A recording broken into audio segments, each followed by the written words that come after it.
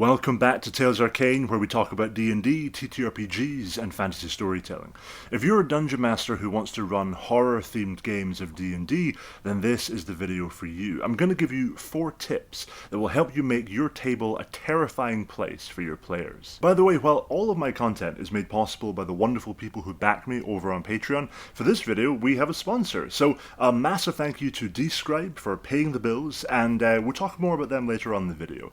Now, here are 4 tips for terrifying your players.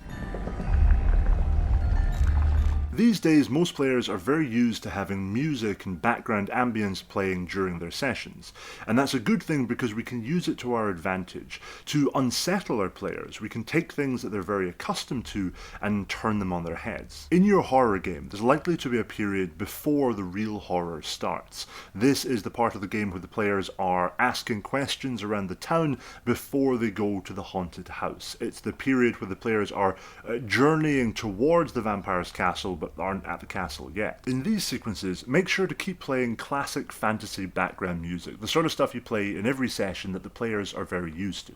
Then, as time goes on, as we get closer to the source of the horror in this game, as the players enter the haunted house or journey towards that vampire's castle and see it looming on the horizon, the classic fantasy music starts to fade. In place of music, you're now going to have sparse diegetic sounds, the distant moaning of the wind, the crunch of snow under the player's feet, the tapping of the rain overhead.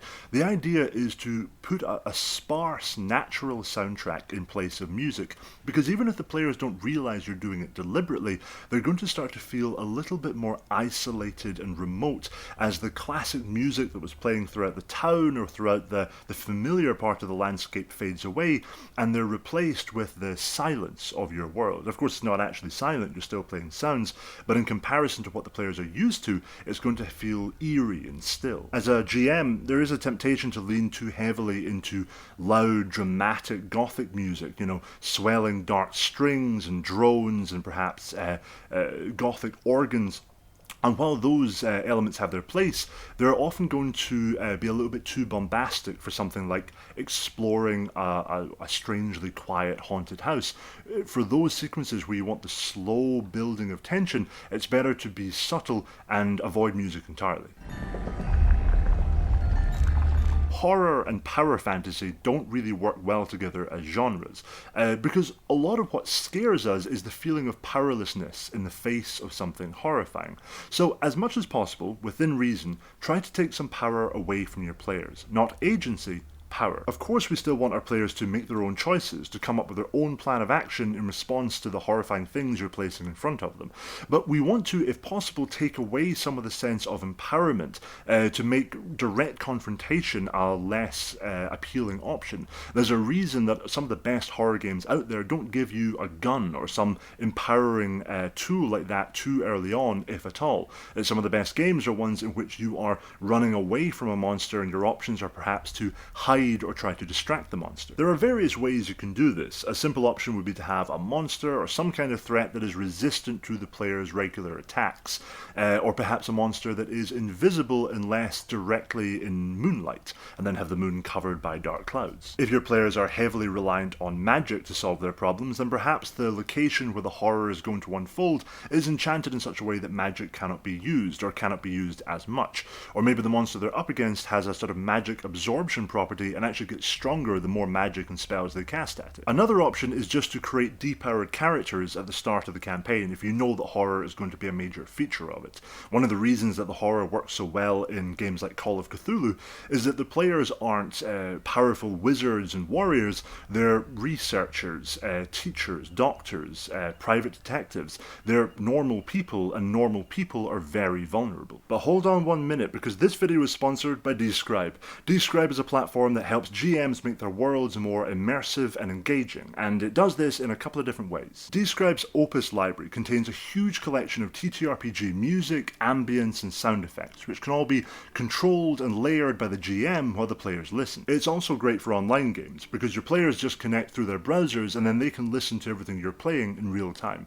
I love this because it means I can layer multiple tracks at once. So Let's say my players walk into a busy tavern and they hear upbeat music, but then they spot an old nemesis across the bar. I can keep that busy tavern ambience, fade down the upbeat music, and then fade in a low, sinister drone in the background. Describe also comes with thousands of beautifully written pieces of flavor text that you can read aloud at your table.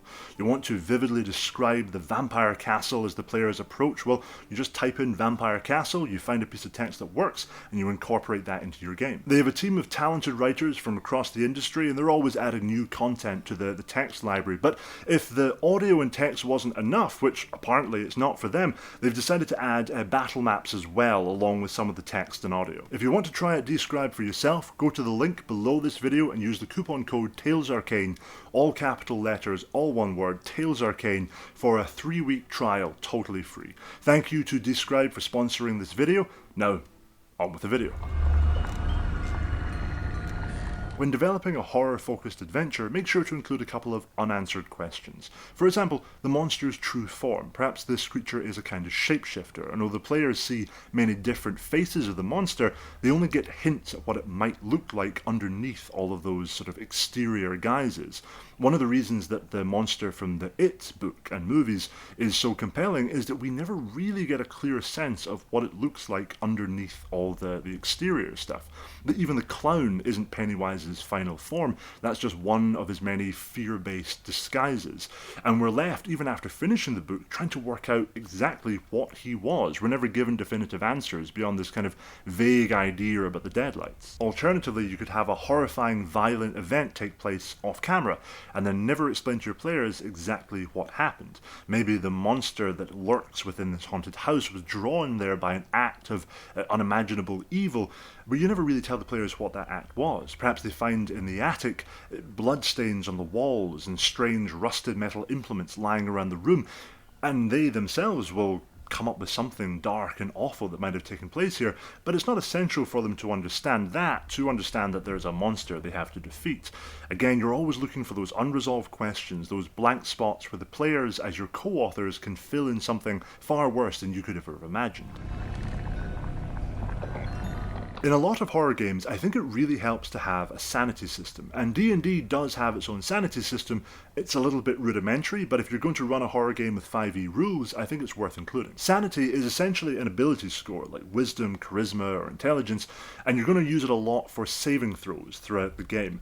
When setting up the player characters, they should either roll for their sanity, or if you're using standard array, just add an extra 11 into the mix. Throughout the game, you're going to ask your players to make sanity saving throws to see if they can maintain their sanity while witnessing horrifying events and monsters.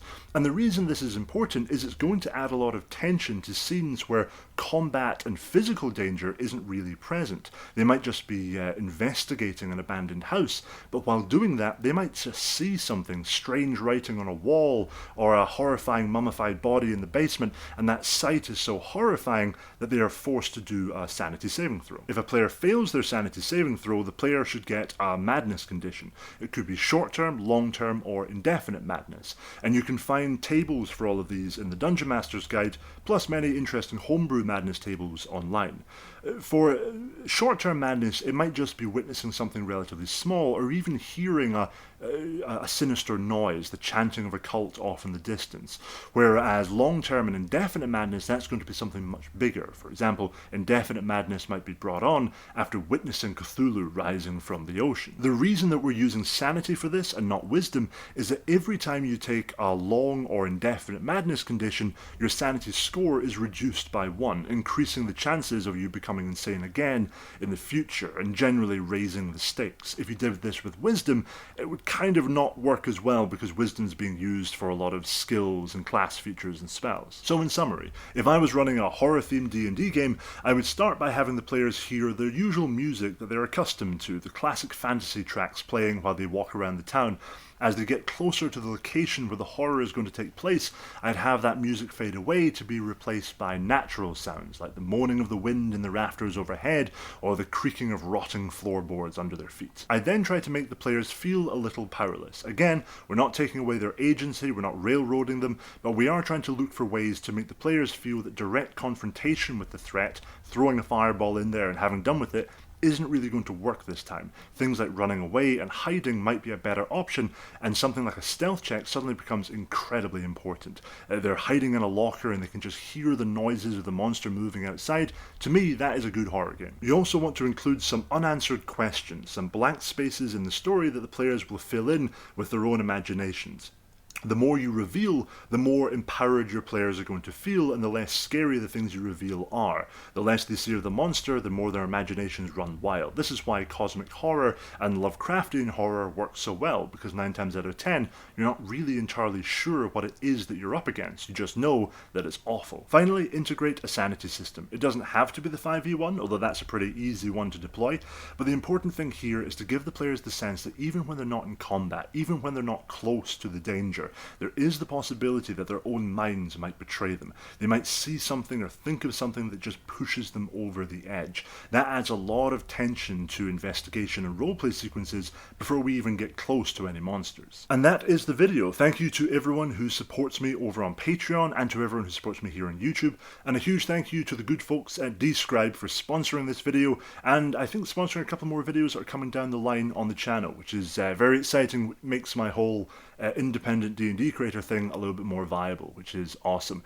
If you do want to take advantage of that 3-week free trial, you can head to the link below this video and use the coupon code TalesArcane. That's all one word, all capital letters. Anyway, thank you for watching, and I'll see you next time.